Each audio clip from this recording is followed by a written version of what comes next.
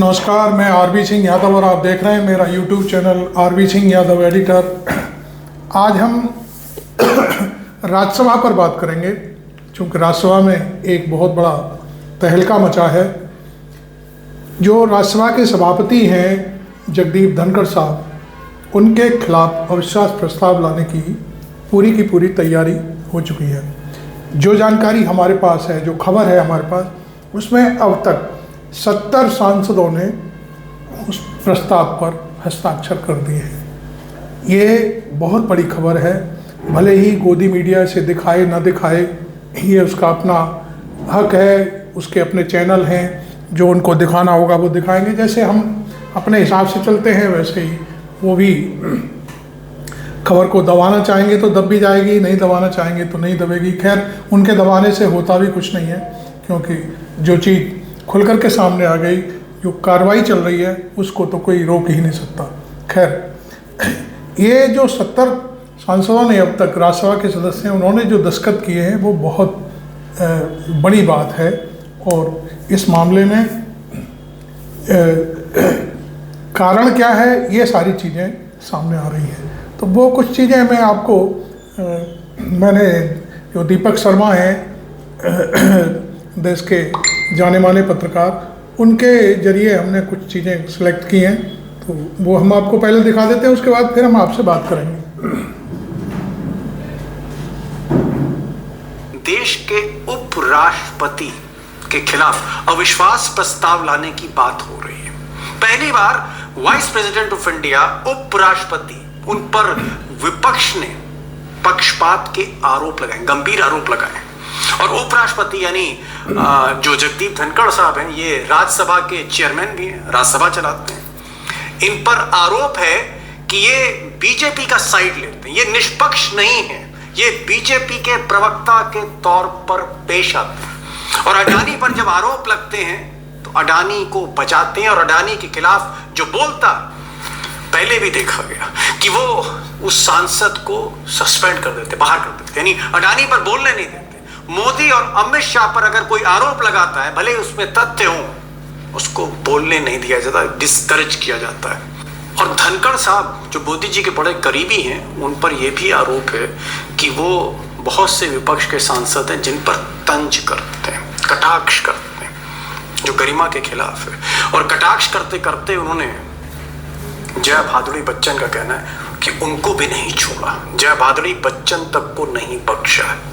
और सर, मुझे माफ करिएगा, मगर आपका टोन जो है is not acceptable. We are colleagues, sir. You may be sitting on the chair. I am a person. सन 77 से विपक्ष में भी, सत्ता में भी विधायक और सांसद रहता आया। मैंने इस राजनीतिक जीवन में इतना पक्षपाती अध्यक्ष नहीं देखा। दोस्तों, सच्ची बात तो यह है कि देश के उपराष्ट्रपति का अपमान, वाइस प्रेसिडेंट ऑफ इंडिया का अपमान, एक तरह से देश का ही अपमान है। लेकिन विपक्ष का कहना है कि इसके दोषी मोदी जी, ना वोटर है ना देश है, इसके दोषी मोदी जी हैं। अगर मोदी जी ने मेरिट पर, प्रतिभा पर कोई बेहतर आदमी उपराष्ट्रपति बनाया होता, राज्यसभा का चेयरमैन बनाया होता, तो ये नौबत नहीं आती। लेकिन इतना पक्षपात हो रहा है कि पानी अब गले से ऊपर आ गया, इसलिए ये अविश्वास प्रस्ताव लाने की बात हो रही है। यानी अगर मोदी जी ने सही आदमी चुना होता तो इतनी बदनामी नहीं हो रही होती। No confidence motion against Vice President Dhankar. आपको बता दें, सभापति के खिलाफ अविश्वास प्रस्ताव की तैयारी में है विपक्ष। India bloc parties are mulling to move a no confidence motion against Rajya Sabha chairperson. और तृणमूल कांग्रेस ने भी इस प्रस्ताव पर हस्ताक्षर कर दिए हैं। 70 हस्ताक्षर हो गए हैं। अब दोस्तों, अगर देश का प्रोटोकॉल देखा जाए, हायरार्की देखी जाए, तो राष्ट्रपति के बाद उपराष्ट्रपति, उपराष्ट्रपति के बाद प्रधानमंत्री आते हैं। यानी जो नंबर 2 पायदान पर देश की खड़ा है, उसके खिलाफ अविश्वास प्रस्ताव आ रहा है। ये मामूली खबर नहीं है। लेकिन विपक्ष इसलिए यूनाइट हो गया क्योंकि आज मेरी कई सांसदों से फोन पर बात हुई। उन्होंने कहा कि साहब, मजबूरी थी, जैसे मैंने पहले कहा कि पानी गले से ऊपर आ रहा था, हर विपक्ष का नेता परेशान था, कोई मुद्दे नहीं उठा सकता था, कोई अडानी पर नहीं बोल सकता, कोई करप्शन पर नहीं बोल सकता, कोई मोदी की आलोचना नहीं कर सकता, कोई अगर अमित शाह पर बोलते उस पर जो है टीका टिप्पणी हो जाती थी, बोलने नहीं दिया जाता था। और लिहाजा 70 से ज्यादा, ऐसी खबर है 70 से ज्यादा सांसदों ने दस्तखत कर दिए हैं उस रेजोल्यूशन पे, उस प्रस्ताव पर, जिसका नोटिस देने की तैयारी कर रही है। अब नोटिस कांग्रेस क्या देगी, क्या रणनीति, मैं आगे एक्सपर्ट के साथ बताऊंगा, लेकिन मैं जरा चाहता हूं कि कॉन्स्टिट्यूशन की पोजीशन क्या है, संविधान हमारे देश का क्या कहता है, क्या उपराष्ट्रपति को हटाया जा सकता है, ही कैन बी रिमूव्ड, उनको कुर्सी से उतारा जा सकता है, क्या ऐसा मुमकिन है?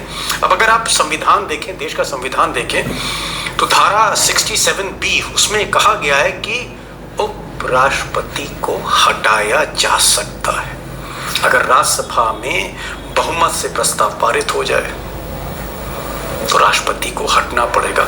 शर्त यह है कि लोकसभा भी उस प्रस्ताव पर मुहर लगा दे, उसको एंडोर्स कर दे। तो कहने का मतलब यह है कि उपराष्ट्रपति को हटाया जा सकता है। खतरा तो है। अब दोस्तों, ये जो पूरा मामला है, इसमें नोटिस जो है, नो कॉन्फिडेंस मोशन, इसका नोटिस इस सत्र में दिया जाएगा या आगे के सत्र में दिया जाएगा, क्या रणनीति होगी, इस पर मैं आगे एक्सपर्ट से बात करूंगा।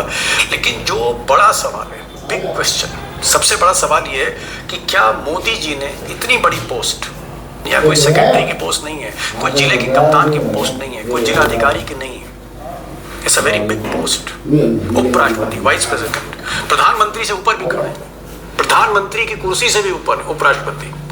क्या मोदी जी ने गलत आदमी चुना? विपक्ष का कहना है कि साहब मोदी जी ने मेरिट पर, उनकी जो चॉइस थी वो मेरिट पर नहीं थी, उन्होंने एक चापलूस को चुना। ये आरोप है, जयराम रमेश जैसे लोग लगा रहे हैं कि साहब आपने उस आदमी को चुना जो आपकी चॉइस का था, जिसे आप निजी तौर पे, जिसको आप पसंद कर रहे थे, मेरिट पर पसंद नहीं कर रहे थे। आपने देश के लिए नहीं चुना, आपने अपने लिए चुना, जो आप कहें वो आदमी काम करे। इस वजह से नौबत आई। और सवाल यह भी है कि क्या मोदी जी ने धनखड़ टाइप जैसे बाकी जगहों पर भी इसी तरह के लोग चुने, चाहे वो रिजर्व बैंक का गवर्नर हो, चाहे वो किसी राज्य में प्रदेश का राज्यपाल हो, या कहीं का उप मुख्यमंत्री हो, या जिस पर भ्रष्टाचार के आरोप हो उसको राज्य दे दिया हो, सौंप दिया हो। क्या मोदी जी ने इस तरह के फैसले लिए हैं? और क्या इस तरह के लोगों को बढ़ा रहे हैं? उसमें अडानी भी एक नाम हो सकते हैं, और लोग भी हो सकते हैं।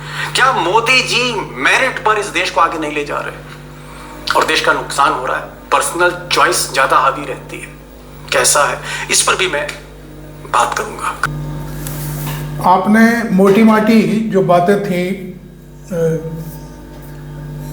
शर्मा जी से सुन ली कि हटाया जा सकता है, लेकिन पेच ये है कि उसे लोकसभा भी उस पर मोहर लगा दे तब। अब आगे ये खबर तो बहुत बड़ी है, आगे क्या होगा कोई कुछ नहीं कह सकता। इसी सत्र में नोटिस दिया जाएगा या अगले में दिया जाएगा, कुछ नहीं पता। लेकिन आजकल जो इस तरह की चीज़ें चल रही हैं वो बहुत ही मैं समझता हूँ कि सिर से ऊपर होकर के पानी निकलता दिखाई देता है। ये तो खबर धनखड़ साहब की हो गई। इसके बाद एक खबर हम और लेने जा रहे हैं, वो है इलाहाबाद हाई कोर्ट के जो सिटिंग जज हैं, जज साहब हैं, तो उन्होंने विश्व हिंदू परिषद के कार्यक्रम में क्या बोल दिया है वो पूरी तरह से चारों तरफ वायरल हो रहा है। और उन्होंने ऐसा क्यों कहा, किसके कहने पर कहा, क्यों इस तरह की बात की, क्योंकि वो तो संविधान के रक्षक हैं और संविधान के रक्षक ही इस तरह की कोई बात करेंगे तो ये एक बहुत बड़ी वजह बन सकती है कि आखिरकार देश जा कहाँ रहा है। क्योंकि भरोसा अब किसी पर नहीं है, केवल भरोसा होता है तो आप जानते हैं जुडिशरी पर होता है, और जुडिशरी भी इस तरह की बातें करने लगे तो फिर कोई इस चीज़ का कहीं कोई तोड़ नहीं है। तो मैंने इस मामले में कुछ रवीश भाई के जो चैनल से कुछ चीज़ें जोड़ी हैं, तो उनको देख लीजिए कि उन्होंने क्या एनालिसिस किया है इस मामले में। हाईकोर्ट के माननीय जस्टिस शेखर कुमार यादव ने कहा है कि यह देश हिंदुस्तान में रहने वाले बहुसंख्यकों की इच्छा के अनुसार काम करेगा। जस्टिस यादव के इस बयान ने फिर से उस बहस को सतह पर ला दिया है कि देश संविधान से चलेगा या बहुसंख्यक की इच्छा के अनुसार। आप इस वीडियो को आखिर तक देखिएगा, आपको न्यायपालिका की तस्वीर बहुत अच्छी तो नजर नहीं आएगी। सड़क अगर खराब हो तो आप उसी कीचड़ से होते हुए सड़क पार कर सकते हैं, लेकिन न्यायपालिका का स्तर खराब हो गया तो आप किसी भी देश में सांस नहीं ले सकते हैं, आपके अधिकारों की रक्षा हो ही नहीं सकती। इतनी सी बात अगर समझ लेंगे और फिर उस परमात्मा के लिए वीडियो देखने लग जाएंगे जिसने प्रधानमंत्री मोदी को भेजा है और जिससे पूछकर पूर्व चीफ जस्टिस DY चंद्रचूड़ ने अयोध्या मामले में फैसला लिखा है, कहीं ऐसा ना हो आपको न्याय की जरूरत पड़े और कोर्ट आपसे कह दे गो टू परमात्मा, इधर मत आओ महात्मा। आज ही संसद भवन के परिसर में राहुल गांधी, मोदी और अदानी का मुखौटा लगाए दो लोगों से सवाल कर रहे हैं। इसके जरिए राहुल बताना चाहते हैं कि देश संविधान के हिसाब से नहीं चल रहा है, देश दो लोगों के हिसाब से चल रहा है, बल्कि इन दो लोगों में से भी केवल एक के हिसाब से चल रहा है। अपने इस वीडियो में राहुल गांधी दिखा रहे हैं कि इन दो में से अदानी मोदी के बॉस हैं, जो भी कहते हैं मोदी को वही करना पड़ता है। जस्टिस शेखर यादव के बयान को आप राहुल गांधी के इस वीडियो के संदर्भ में देखेंगे तो कुछ और भी दिखेगा। अदानी पर लगे आरोपों की जांच संविधान के तहत बनी एजेंसियों से होनी चाहिए या बहुसंख्यक के वोट से जीत कर आए नरेंद्र मोदी की मर्जी से नहीं होनी चाहिए। क्या बहुसंख्यक की इच्छा में यह भी शामिल है कि अदानी के मामले में आरोप चाहे जितने लग जाएं, जांच कभी नहीं होगी? इसीलिए तो ये लड़ाई रोज की हो चुकी है। राहुल गांधी टी शर्ट पहनकर आते हैं, अब टी शर्ट पर भी लिखा हुआ है मोदी अदानी मिलकर देश के साथ क्या कर रहे हैं। देश संविधान के हिसाब से चल रहा है या नहीं, यह लड़ाई रोज की होती है, मगर एक नकली लड़ाई खड़ी की जा रही है कि देश बहुसंख्यक के हिसाब से चलेगा। शुरू में ही यह वीडियो दिखाने का इतना सा ही मतलब है कि क्या इस देश का आम आदमी जानता भी है, समझ भी सकता है कि देश किसके हिसाब से चल रहा है। जिस पार्टी को वोट करता है, अगर वो पार्टी किसी एक उद्योगपति या उद्योगपतियों के किसी छोटे गिरोह के हिसाब से काम करने लग जाए, तब जनता क्या करेगी और कहां जाएगी? ज्यादातर हिंदू EMI पर घर खरीदते हैं, मुसलमान भी खरीदते होंगे। अगर वे इस आधार पर कहें कि EMI देने वाले बहुसंख्यक हिंदू चाहते हैं कि EMI नहीं देंगे, तो क्या उन्हें बहुसंख्यक मानकर उनकी इस इच्छा का सम्मान होगा? नहीं होगा। ऐसे सम्मान होने लग जाए तो एक ही दिन में बैंक के बैंक डूब जाएंगे। इसीलिए तो एक व्यवस्था बनाई गई है, उसे चलाने के लिए संविधान बनाया गया है, कानून के तरह तरह के प्रावधान बनाए गए हैं। इसे इस तरह से समझिए और देखिए, बहुसंख्यक की इच्छा सर्वोपरि हो जाएगी तो व्यक्ति की इच्छा पीछे रह जाएगी, व्यक्ति के अधिकारों का सम्मान नहीं रह जाएगा और तब फिर संविधान का कोई मतलब नहीं रह जाएगा, प्रावधान नहीं रह जाएगा। यह भी याद रखिएगा कि बहुसंख्यक के नाम पर फांसीवाद अक्सर संविधान का सहारा लेता है, कानून बनाकर ही आपके अधिकार खत्म करता है। तो इन दो बातों को याद रख लेंगे, आगे की बहस को समझने में आसानी होगी। अगर बहुमत की इच्छा से ही देश को चलना था, तब फिर संविधान बनाने की जरूरत क्या थी? यह संविधान सभा की बहसों का संकलन है। आप देख सकते हैं कितनी मोटी मोटी किताबें उन बहसों से बन गई हैं। संविधान सभा के सदस्यों की संख्या शुरू में 294 थी, जो बाद में 288 रह गई। अलग अलग समुदाय, प्रांत, भाषा समूहों के सदस्यों ने भारत के संविधान को लेकर 31 अक्टूबर 1947 से 26 नवंबर 1949 के बीच बहस की, कई प्रस्ताव रखे, संशोधन पेश हुए, बहुमत से सब कुछ पारित हुआ। जब बहुसंख्यक की इच्छा से ही देश को चलाना था, तब इतनी मेहनत करने की जरूरत नहीं थी। डॉक्टर राजेंद्र प्रसाद को संविधान सभा का अध्यक्ष और डॉक्टर भीमराव अंबेडकर को इसकी प्रारूप समिति का अध्यक्ष बनाने की क्या जरूरत थी? जब संविधान बनकर तैयार हुआ तब इसमें 395 अनुच्छेद थे और 8 अनुसूचियां। कनक तिवारी ने अपनी किताब संविधान एक शिनाख्त में लिखा है कि संविधान सभा के अध्यक्ष डॉक्टर राजेंद्र प्रसाद ने बताया था कि संविधान बनाने के काम में उस जमाने में 63 लाख 96,729 रुपए खर्च हुए थे। एक निहायत ही गरीब देश ने इतना पैसा और इतना समय उस पवित्र किताब के बनाने पर क्यों खर्च किया, जब उस देश को आगे चलकर बहुसंख्यक की इच्छा के अनुसार ही चलना था। यह सब इसलिए किया गया ताकि देश किसी की इच्छा से नहीं, संविधान की मूल भावना से चले। जैसे ही संविधान की मूल भावना पर आप बहुसंख्यक की इच्छा लाद देते हैं, आप संविधान की बुनियाद पर चोट करते हैं। और सुप्रीम कोर्ट ने अनेक बार कहा है, संविधान की बुनियाद नहीं बदली जा सकती है, बेसिक कैरेक्टर स्थिर रहेगा। फिर जस्टिस शेखर यादव बहुसंख्यक की इच्छा से देश चलने की बात क्यों कर रहे हैं?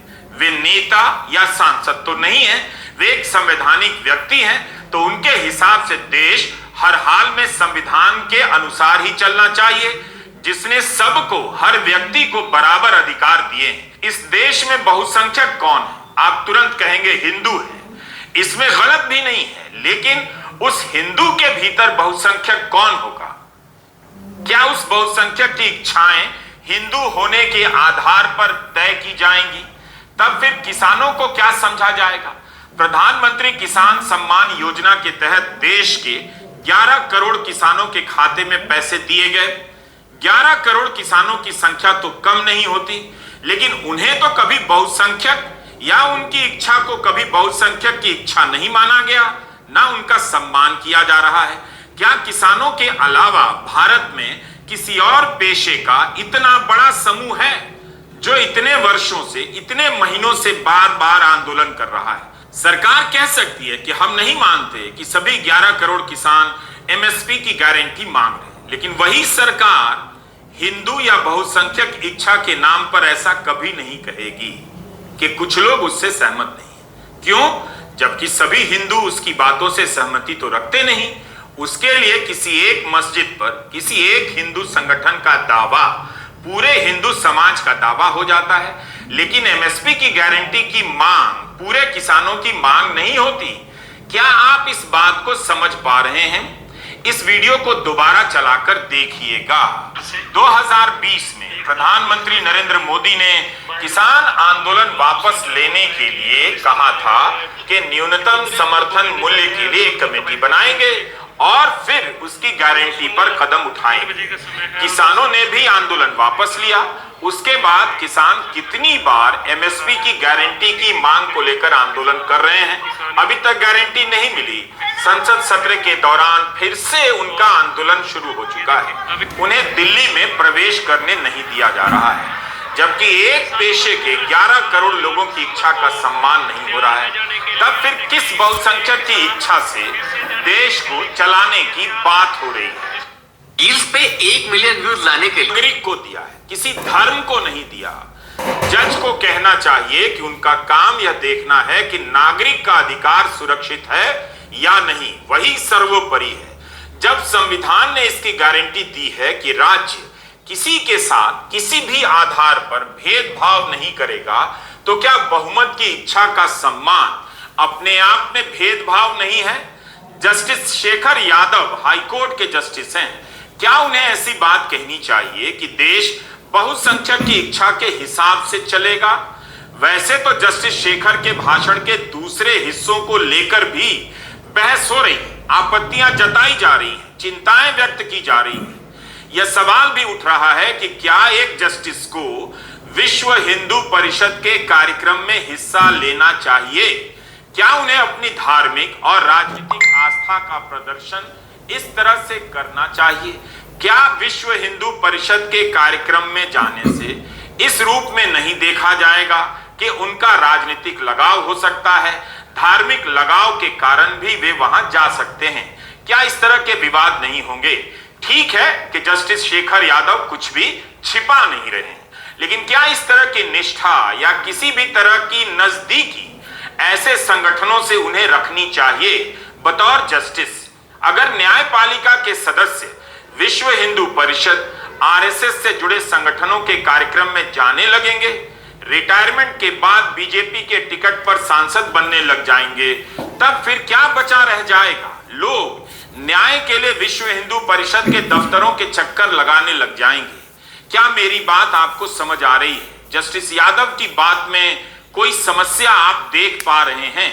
हमें पता है कि आप इन दिनों बहुत परेशान हैं, नौकरी मिल नहीं रही और सैलरी बढ़ नहीं रही, काम के घंटे बढ़ते जा रहे हैं, केस मुकदमा से लेकर 100 अलग परेशानियों से आप घिरे हैं और अपनी मुसीबत से छुटकारा पाने के लिए कबूतरों को दाना खिला रहे हैं ताकि ग्रहों का प्रकोप कम हो।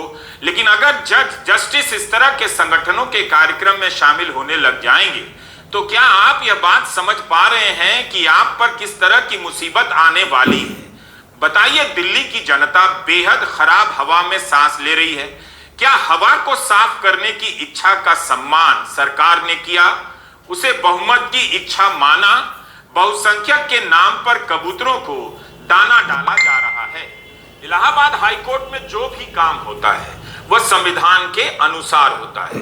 कोई भी कोर्ट संविधान के प्रावधानों से बना है, ना कि बहुसंख्यक की इच्छा से। लेकिन जब इलाहाबाद हाईकोर्ट के जस्टिस शेखर यादव कहते हैं कि देश बहुमत की बहुसंख्यक की इच्छा से चलेगा, तब चिंता की बात है। लाइव लॉ ने उनके बयान को इस तरह कोट किया है, जिसका अनुवाद है, मुझे यह कहने में संकोच नहीं कि यह हिंदुस्तान है, यह देश यहां रहने वाले बहुसंख्यक की इच्छा के अनुसार काम करेगा। यही कानून है। आप नहीं कह सकते कि हाईकोर्ट के जज के रूप में यह बात कह रहे हैं। कानून बहुसंख्यक के हिसाब से काम करता है। परिवार या समाज के संदर्भ में देखिए, बहुसंख्यक का जिससे कल्याण होता है या जिससे उसे खुशी होती है वही स्वीकार किया जाएगा। बहुसंख्यक की जिसमें खुशी होगी वही स्वीकार किया जाएगा। क्या आप ऐसी न्यायिक संवैधानिक व्यवस्था चाहते हैं? क्या वाकई इसमें आपको कोई आपत्ति नजर नहीं आती? इलाहाबाद हाईकोर्ट का गठन बहुसंख्यक की खुशी के हिसाब से काम करने के लिए नहीं हुआ है संविधान के हिसाब से नागरिकों के अधिकारों की रक्षा करने के लिए। कोर्ट का काम बहुसंख्यक की इच्छा के हिसाब से फैसला देना नहीं है। तब तो हर जगह भीड़ कोर्ट के बाहर खड़ी हो जाएगी और भीड़ अपने आप को कोर्ट के रूप में घोषित कर देगी और उसे ही बहुसंख्यक की इच्छा मान लिया जाएगा। कोर्ट इन सब बातों के लिए नहीं बना है। इसके लिए बना है कि संविधान में जो प्रावधान दिए गए हैं, एक एक नागरिक को जो अधिकार दिए गए हैं, उसके हिसाब से उस नागरिक की रक्षा हो रही है या नहीं। बड़ा सवाल यह भी है कि भारत में कितने ही लोग इस बात को समझ पाएंगे जो जस्टिस शेखर यादव ने कही है। उन्हें लगेगा कि हिंदुओं की इच्छा की बात हो रही है और इसमें कोई खराबी नहीं। लग सकता है बहुत सारे लोगों को। हर आदमी इस बात को समझने के लायक नहीं है। जब 8वीं का छात्र इस देश में 5वीं की अंग्रेजी या गणित के सवाल हल नहीं कर सकता है तो वह कैसे समझ जाएगा कि बहुमत और बहुसंख्यकवाद में क्या अंतर होता है। मुमकिन है कई लोगों को इसमें कोई दिक्कत नजर नहीं आए कि देश बहुसंख्यक की इच्छा से चलना चाहिए। अभी तो यही बहस हो रही है कि देश संविधान से चल रहा है या नहीं। लोकसभा चुनाव के बाद प्रधानमंत्री मोदी ने संविधान की किताब के आगे शीश नवाया, यही भरोसा दिलाने के लिए कि देश संविधान के हिसाब से चलेगा। उन्हें जो बहुमत मिला है उसके हिसाब से नहीं। संविधान कभी नहीं बदला जाएगा, ये आश्वासन दे रहे हैं। लेकिन संवैधानिक पद की शपथ लेकर न्याय करने के पद पर बैठे जस्टिस शेखर यादव कहते हैं देश बहुसंख्यकों की इच्छा के अनुसार काम करेगा। तब किसी के मन में यह भरोसा न्यायपालिका के प्रति हिल सकता है कि क्या जज भी अपना फैसला बहुसंख्यक की इच्छा के अनुसार देने लग जाएंगे। तब फिर संविधान का क्या काम रह जाएगा। अगर जज अपना फैसला इस आधार पर देंगे या फैसले के जरिए बहुसंख्यक की इच्छा को दूसरों पर थोपने लग जाएंगे तो क्या आप समझ पा रहे हैं कि इस संविधान का क्या मतलब रह जाएगा, जिसकी किताब के आगे प्रधानमंत्री नरेंद्र मोदी सर झुका रहे हैं। हो सकता है बहुत से लोग इस बयान का समर्थन कर दें कि बहुसंख्यक मतलब हिंदू और हिंदुओं की इच्छा के हिसाब से यह देश चलेगा। उन्हें नहीं पता कि बहुसंख्यक का हिस्सा होने के लिए आपको अपनी इच्छाओं की हत्या करनी पड़ेगी। आपको सिर्फ एक इच्छा को स्वीकार करना होगा जिसे बहुसंख्यक के नाम पर पार्टी हाईकमान द्वारा तय कर दिया जाएगा। क्या आप ऐसा चाहेंगे? इस भ्रम में मत रहिए कि आप हिंदू हैं तो इसी नाते बहुसंख्यक का हिस्सा मान लिए जाएंगे। 2 हिंदू, 3 हिंदू या 5 हिंदू अलग अलग तरीके से सोच सकते हैं, लेकिन इन दोनों में से, इन तीनों में से वही हिंदू बहुसंख्यक का हिस्सा माना जाएगा जो विश्व हिंदू परिषद के हिसाब से सोचेगा, बीजेपी और आरएसएस की हां में हां मिलाएगा। अगर आप इन सब से अलग सोचेंगे, इनकी नीतियों का विरोध करेंगे, तब आप हिंदू होते हुए भी अल्पसंख्यक में बदल दिए जाएंगे। आपको पुलिस फर्जी केस में फंसा देगी, जेल में डाल देगी, लेकिन जैसे ही आप अजीत पवार की तरह बीजेपी में आ जाएंगे, पुलिस केस बंद भी कर देगी। अजीत पवार भी एक हिंदू हैं। अब आप अपनी आंखों से देखकर बताइए, उनके मामले में देश बहुसंख्यक की इच्छा के अनुसार चल रहा है या बीजेपी के नेता नरेंद्र मोदी के हिसाब से? क्या इस देश के सभी हिंदुओं की इच्छा है कि अजीत पवार के खिलाफ आयकर विभाग ने जो केस दर्ज किया था, 1000 करोड़ रुपए की संपत्ति जब्त की थी, वह केस बंद हो जाए, संपत्ति वापस कर दी जाए? ऐसा इस देश के सभी हिंदुओं ने, सभी बहुसंख्यकों ने कब कहा? किस माध्यम से अपनी यह इच्छा जाहिर की? क्या अजीत पवार को लेकर बहुसंख्यक या हिंदुओं के बीच कोई मतदान हो गया था? तो बहुसंख्यक की इच्छा कैसे तय होगी? बहुसंख्यक कैसे तय होगा? यह ऐसा सवाल है कि हाउसिंग सोसाइटी की मीटिंग में फू फा करने वाला अंकल भी कुर्सी से घुलट जाएगा, जवाब नहीं दे पाएगा। बहुसंख्यक और बहुमत में जमीन आसमान का अंतर होता है। यह याद रखिएगा कि आप जैसे ही बहुसंख्यक की इच्छा के नाम पर राजनीति करने वाली पार्टी का विरोध करेंगे, आप हिंदू होते हुए भी अल्पसंख्यक मानकर ठिकाने लगा दिए जाएंगे। ऐसे में आपको केवल और केवल संविधान बचाएगा। उसके तहत आपको एक नागरिक के नाते जो अधिकार मिले हैं वह बचाएगा। संविधान में कोई प्रावधान ऐसा नहीं जो बहुसंख्यक के आधार पर आपकी रक्षा करे। फर्ज कीजिए आप एक हिंदू हैं और आपकी जमीन पर कोई दबंग कब्जा कर लेता है, वह भी हिंदू है जो बीजेपी का नेता है या विश्व हिंदू परिषद का कार्यकर्ता। दिन रात हिंदुओं की रक्षा के नारे लगाने वाला वह नेता जब आपकी जमीन पर कब्जा कर लेगा तो उससे अपनी जमीन कैसे बचाएंगे? अस्पताल में ठीक से इलाज नहीं हुआ, 1000 के बदले 10,000 रुपए वसूल लिए गए, तब भी आप हिंदू होते हैं। अस्पताल भी हिंदू का होता है, तब तो कोई नहीं कहता कि बहुसंख्यक की इच्छा का सम्मान होना चाहिए। फला वेंटिलेटर पर जो हिंदू अंतिम सांस ले रहा है उसकी फीस आधी कर देनी चाहिए या वाजिब ही लेनी चाहिए। जब अस्पताल वाला बीमा की राशि से वसूली करेगा, झूठे बिल बनाएगा, तब क्या आप हिंदू या बहुसंख्यक होने के नाते खुद की रक्षा कर लेंगे या नागरिक होने के नाते कोर्ट में जाएंगे कि आपके साथ गलत हो रहा है? संविधान बनाने वाले जानते थे कि बहुसंख्यक होने के बावजूद भी आपके अधिकारों का हनन हो सकता है, इसलिए उन्होंने धर्म के आधार पर आपको अधिकार नहीं दिया बल्कि नागरिक के नाते दिया। भारत की अधिकांश आबादी वंचित समाज से आती है, दलित, पिछड़े, आदिवासी। वही अपने आप में बहुसंख्यक हो जाते हैं, लेकिन बहुसंख्यक होने के बाद भी उनका हक मारा जाता है। हम सभी जानते हैं कि अल्पसंख्यक होते हुए भी अपर कास्ट ने समाज के हिस्से का लंबे समय तक और यहां तक कि आजादी के बाद भी दमन किया है। बहुसंख्यक के भीतर इस बहुसंख्यक की बात होने पर सब मैदान छोड़कर क्यों भाग जाते हैं? द हिंदू की खबर है, देश के 8 IIT और 7 IIM में 80% फैकल्टी जनरल कैटेगरी से है। 2 IIT और 3 IIM में 90% फैकल्टी जनरल कैटेगरी से। अलग अलग RTI से जानकारी सामने आई है। नियम तो यही है कि 27% सीटें OBC के लिए और 15% अनुसूचित जाति के लिए और 7.5% अनुसूचित जनजाति के लिए आरक्षित हो। दलित और पिछड़े नेता कब से मांग कर रहे हैं, उनके समाज का इन संस्थाओं में कोई प्रतिनिधित्व नहीं है। अपर कास्ट जो अल्पमत में है वही इन पदों पर बहुमत में है। इस कारण भी पिछड़े समाज के नेता अपनी संख्या की गिनती के लिए जाति की गणना की मांग कर रहे हैं, मगर मोदी सरकार राजी नहीं। इस देश के दलित, पिछड़े और आदिवासी कहते हैं उनकी गिनती की जाए ताकि पता चले कि बहुसंख्यक हिंदू में बहुसंख्यक कौन है। यहां तक कि आदिवासी भी अलग से सरना कोड की मांग कर रहे हैं। क्या जस्टिस शेखर यादव इस बहुसंख्यक की इच्छा की बात कर रहे थे? बिल्कुल भी नहीं।